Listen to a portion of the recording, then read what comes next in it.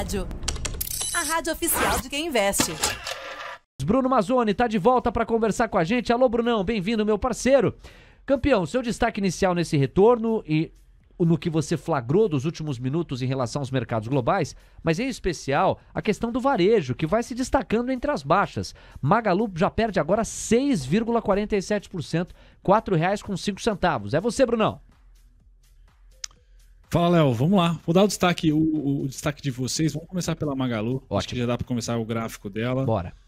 Pessoal, e depois eu comento um pouquinho sobre o Ibovespa, que acaba sendo o principal destaque com essa queda acentuada de hoje, né? Talvez uma precificação do mercado, uma possível vitória do ex-presidente Lula no primeiro turno, é o que me parece hoje para essa queda mais forte, é algo mais político e pontual de primeiro turno, mas tudo isso é especulação, pessoal, nenhum dados positivos, inclusive, da economia. Então, falando sobre varejo, a minha tese continua a mesma, pessoal. Quando a Magalu, no caso da Magalu especificamente, tocou lá os 4,76, por que 4,76? Foi o mesmo fluxo de março lá. E o que eu falei ontem sobre a Pets, sobre empresas de varejo, se repete, obviamente, replica para a Magalu. Fujam de março. Tá? A precificação de março, eu acho que é um grande marco histórico. Quanto mais as small caps se aproximam de março, da precificação que ocorreu em março de 2022, mais fraca fica a compra. Tá? Porque ali também teve um estímulo fiscal, ali também teve um bom momento para as small caps e a Magalu simplesmente completou esse movimento de alta nos 4,76. Vai ficar brigando, tá? Até passar para as eleições e aí o rush natalino, geralmente no final do mês de outubro.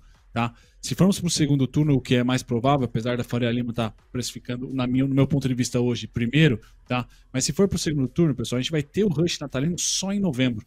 Tá? Então, a alocação de recurso em imobiliário, construção civil e também em consumo e varejo tende a passar um mês morno, tende a passar um mês, ou pelo menos nos próximos 15 dias, meio chinfrim, depois de toda essa alta, assim como foi março, uma subida reta e depois rompeu mínima. Não acho que vai romper mínima, tá? Agora em outubro, novembro. Por quê?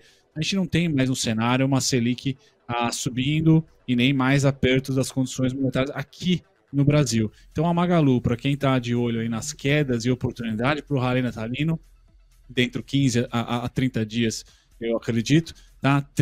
Depois que ela rompeu, está rompendo 4,13, pessoal, é 3,65, 3,27, 2,74. O que eu quero dizer com isso?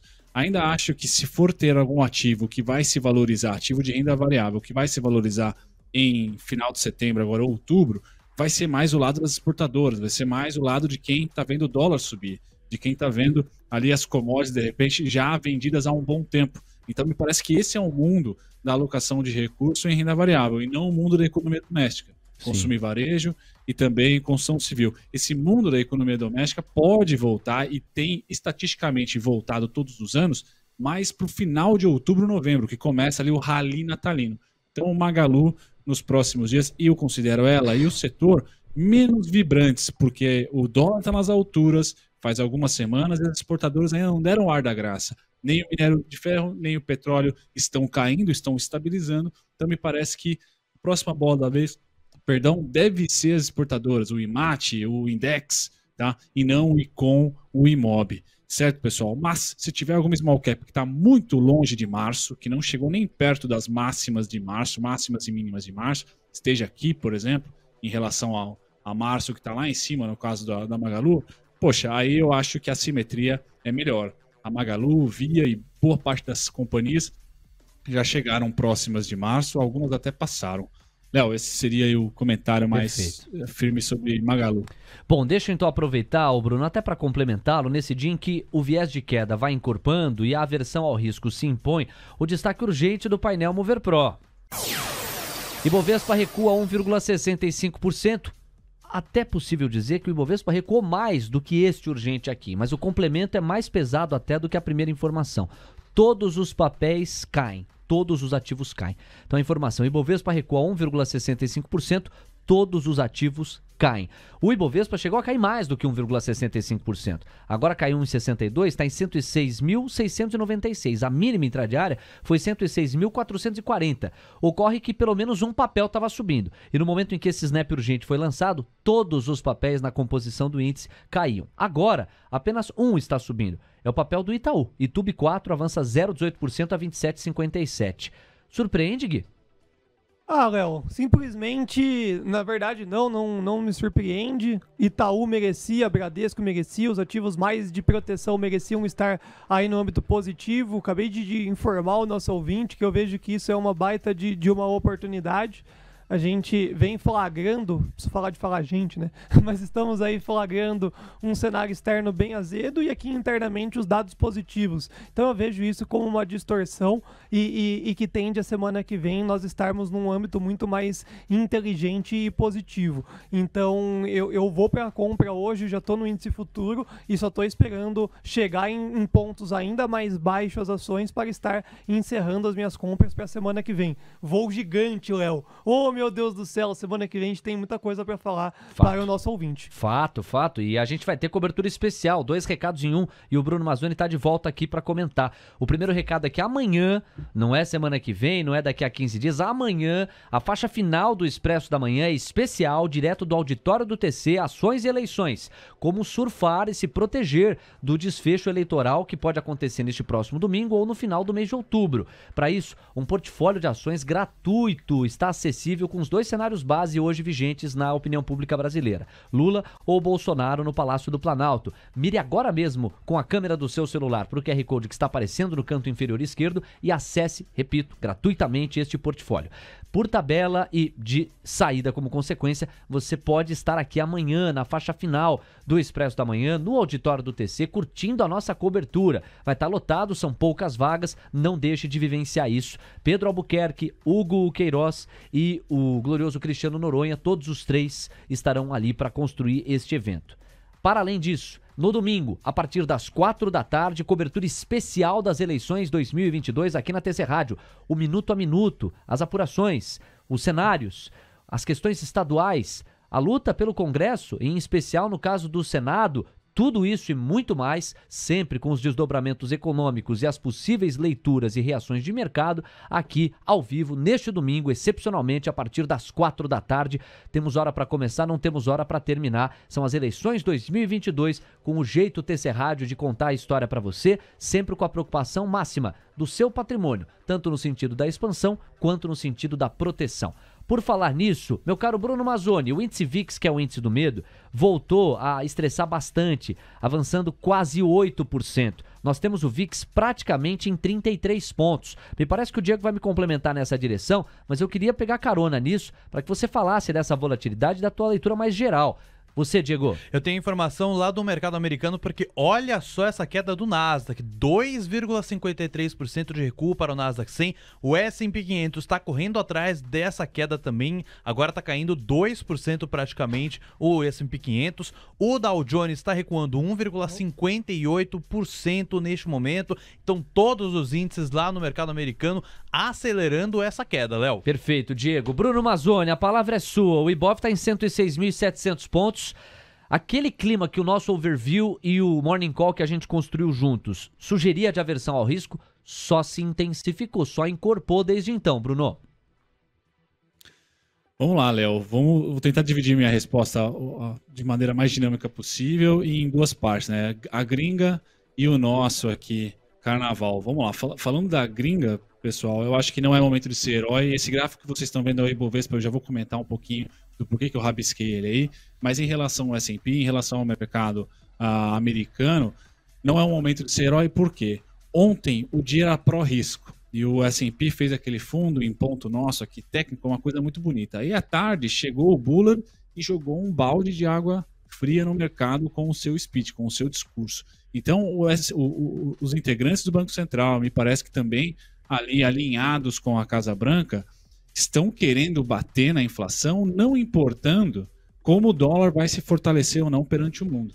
Tá? Então a gente não é momento para ser herói lá, por quê? Porque ainda não achou o momento, o Banco Central e a Casa Branca, que seja, ainda não acharam o momento, tá, de ceder no dólar, de ceder na política monetária e no comentário. Tá? Então, vamos aguardando, vamos fazendo caixa, tá? O fundo vai sendo feito, vai sendo postergado, né? Até piorado, como o dia de hoje é mais um dia de queda, tá? Porque a partir do momento que se lançar esse comentário, ou que se parar de ter um viés na política monetária e fiscal americana, do quantitative tightening, por exemplo, aí é a hora. É a mesma coisa que o nosso platô na Selic aqui para as small caps. Aí é a hora de ser herói, aí é a hora de você ter o caixa, alocar. Geralmente, essa paciência, você vai perder ali alguns dólares de lucro, tá? Só que você vai ter a certeza e o timing também. Ou seja, você vai ganhar em menos tempo, e tempo é dinheiro. Então, tentar achar quando que o Fed vai dizer, olha, chega desse dólar forte, aí eu vou bater nele porque minha indústria aqui está ficando não muito competitiva. Não, tá cheio de dinheiro impresso na Europa, estão comprando com o dólar caro assim mesmo, e eles estão se mantendo lá tranquilos, não tão duros ainda em relação ao dólar, estão combatendo a inflação. Quando eles mudarem para combater a força do dólar, e é o Banco Central que vai fazer isso, tá? Aí sim, tá? Via swaps, etc. Aí sim, eu acho que o S&P acha um fundo, o DXY cai e o S&P sobe. Por hora não é muito esse herói. Aqui no Ibovespa, e a segunda resposta, esse gráfico eu acho muito importante, eu e o Gui, a gente compartilha ele desde que a gente começou a fazer os eventos presenciais aí mesmo no auditório do TC. Qual o contexto desse gráfico, pessoal? Aqui na esquerda é 2008 a 2012, entre vermelho e amarelo, tá? E lá em cima, na direita, é 2020 e 2022. Qual que é o contexto, então? Uma crise sistêmica, bastante queda nas bolsas, uma recuperação com o mesmo tipo de política, tá? A reação foi igual, ou seja, a impressão de dinheiro. 2020 foi mais impresso, mas tudo bem, é o mesmo sentimento, né? Euforia e medo foi o mesmo sentimento de euforia pós-crash. E aí eu quero destacar esse momento aqui, ó, do Ibovespa lá em 2011, 10, 11, 12, e eu poderia colocar 13 e 14, tá? 2010 a 2012, pessoal, 2013 principalmente, se não me falha a memória, 2013 ou 2014 foi o pleno emprego do Brasil ali, tá? A economia real estava voando. E o nosso Ibovespa já caía, nosso Ibovespa já não ia muito bem. Pois bem, essa é a dinâmica que a gente deve estar vivendo e deve viver, tá? Agora. Nossa economia real vai voar, teve bastante auxílio, teve bastante parte do governo ajudando a nossa economia a andar, e o Ibovespa já sentindo abaixo. Por quê? Porque nós não temos os termos de troca melhores do que projetados para 2023 para 2024, nós não temos nem o dólar nas alturas mais, tampouco, o dólar está mais próximo das alturas, né? Mas tampouco as commodities. Minério sai de 200, veio para 100, 95, petróleo sai de 140, está agora lutando entre 90, 85, 100, ou seja, nosso Ibovespa, apesar dos IPOs, apesar dessa movimentação toda de pessoas físicas em 2019 para cá, dentro do Ibov, ele é comoditizado, pessoal. Tem que separar a PIB de bolsa. O que leva dinheiro e tira dinheiro de nós aqui são as exportadoras. No curtíssimo prazo, a gente pode ter um só alavanco das commodities, mas ninguém está apostando em crescimento ano que vem. Ninguém está apostando em bancos centrais já sendo doces com a economia. Então, as commodities devem ter um pior termo de troca, enquanto a nossa economia real, até pela deflação das commodities, tende a voar. Tá certo? Então vai ser uma dinâmica bem diferente. Nossa bolsa ainda não representa a nossa economia como um todo. Então saibam, na minha opinião, a gente tem que saber ser pragmático para esquecer quem que vai ser eleito ou quem não vai. Isso tanto faz, na minha opinião, no Ibovespa. Tá? O que faz mais quanto que está o ferro, quanto que está o petróleo e se o câmbio está favorável ou não. Isso traz dinheiro para a gente no Ibovespa, mesmo com os IPOs que aconteceram recentemente. Então a gente tem que saber surfar essa onda de lateralização para o próximo grande movimento. Tá? Então essa dinâmica, pessoal, nossa bolsa ainda não é PIB, não levem Brasília para dentro da bolsa como tendência. Brasília faz preço ali hoje, essa semana que vem, no curtíssimo prazo, mas o que é tendência é um dólar mais fraco e as commodities já vieram já arrefeceram no preço. Isso piora os termos de troca de uma Petro e de uma Vale. Logo, tira um pouquinho de dinheiro. Muito bem. Do Ibovespa, Léo. Então, esse gráfico eu acho que é legal. A história não se repete, mas ela tende a rimar e a gente tem essas duas dinâmicas. Né? Como diria o inesquecível Mark Twain. Muito obrigado, hein, Bruno? Um abraço para você. A gente volta a conversar amanhã. E, claro, vamos repercutir o debate na Globo hoje entre os presidenciáveis. Prepare a sua pipoca, meu amigo. Um abraço. Até amanhã. É o Big Brother de Brasília. Valeu. TC Rádio, a rádio oficial de quem investe.